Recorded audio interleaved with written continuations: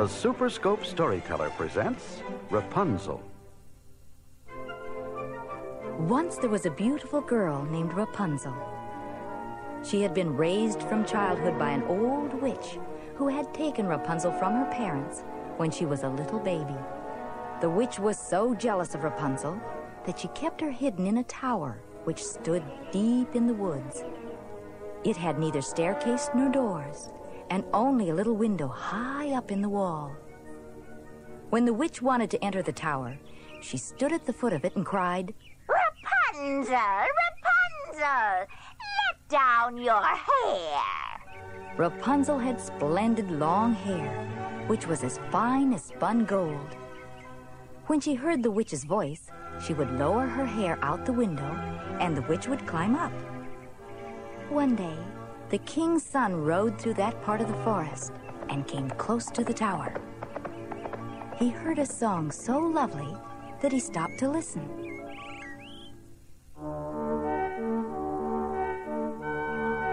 Sweet sparrow in the tree, I pray you do not fly, and sing your song for me, a sweet lullaby.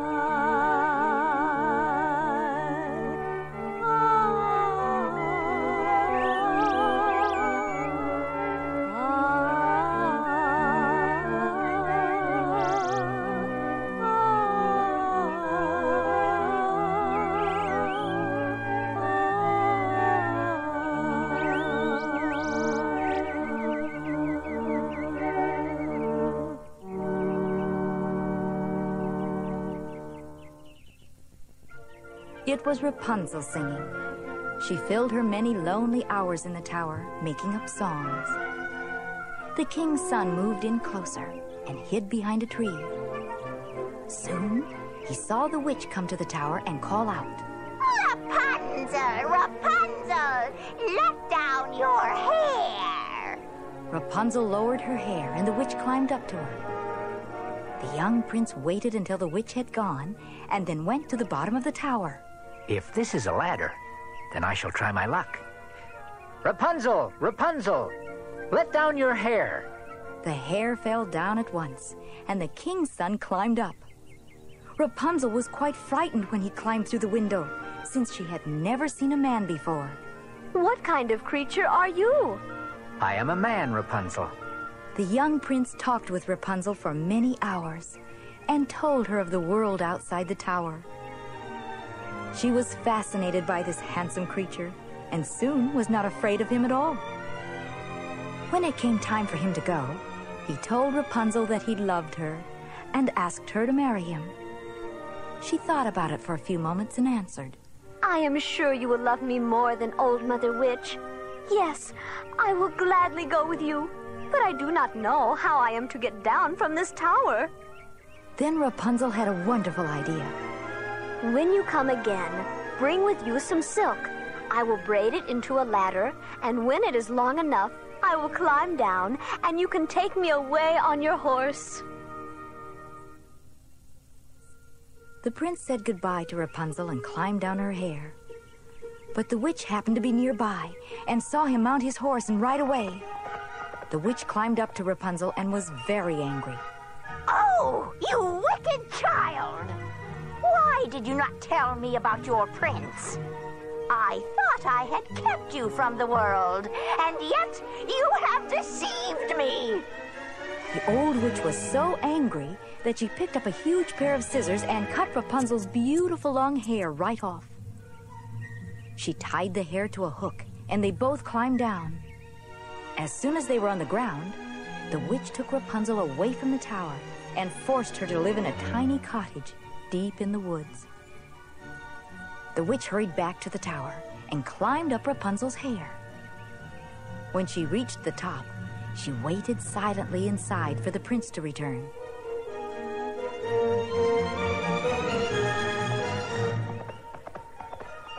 Evening came, and the prince rode up to the tower and called out, Rapunzel, Rapunzel, let down your hair.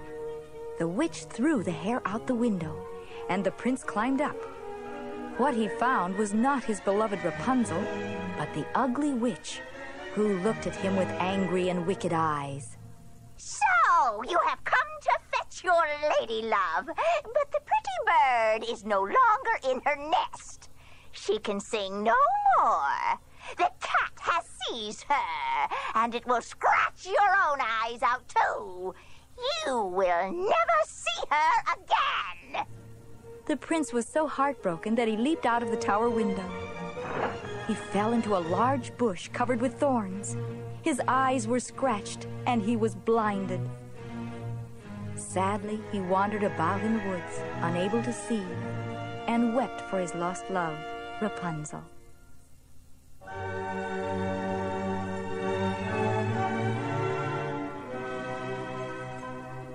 He wandered for many years, going from town to town, and no one knew that this young blind man was the king's son. One day, when he had gone very deep into the forest, he heard the voice of a young maid singing. He knew at once that this was the voice of his beloved Rapunzel. Sweet prince, I love you so, wherever you may be. Someday you'll hear my song and return to me.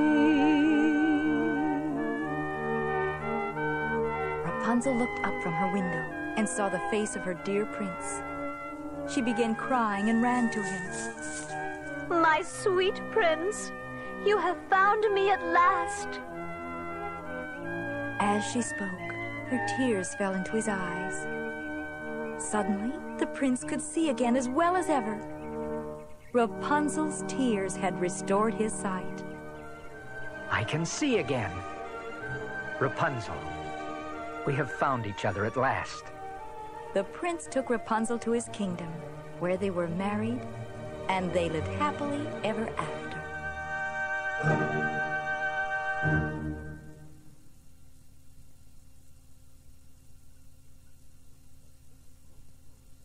The Superscope Storyteller presents The Gingerbread Man.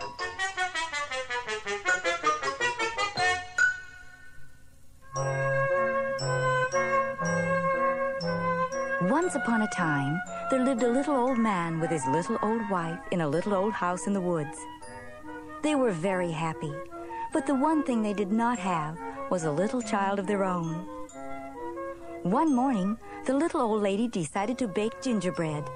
I will make a gingerbread man and surprise my husband with it tonight. She took a piece of dough and rolled it smooth and made it into the shape of a little man. She used raisins for his eyes and gave him a wide, smiling mouth. For buttons, she put candy down the front of his jacket. Then she opened the oven and put him gently inside to bake. When she thought the gingerbread man would be done, she opened the door to peek inside. But before she had time to touch him, the gingerbread man jumped out of the oven, skipped through the kitchen door, and ran down the path into the woods. The little old lady ran after him. Come back, little gingerbread man! But the little gingerbread man only laughed and shouted. Run, run as fast as you can. You can't catch me. I'm the gingerbread man. The little old lady could not run fast enough to catch him. The little old man saw the gingerbread man run past him with the little old woman chasing after him. Stop! Come back! The gingerbread man just kept running. Run, run as fast as you can. You can't catch me. I'm the gingerbread man. You're too old and your wife's too slow. No one can catch me. Watch me go. The gingerbread man ran into the woods. A plump little rabbit was eating greens at the edge of the woods. He looked up, and his bunny nose wiggled. Come back, gingerbread man! Run, run as fast as you can. You can't catch me. I'm the gingerbread man. I ran from the woman. I ran from the man. I dare you to catch me, if you can.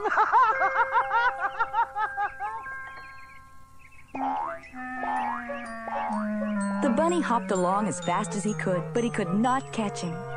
The gingerbread man ran deeper and deeper into the woods. A fuzzy little bear was searching for honey when the gingerbread man ran by. The bear thought how nice it would be to eat some gingerbread, and so he called out, "Come back, gingerbread man, and I'll give you some honey."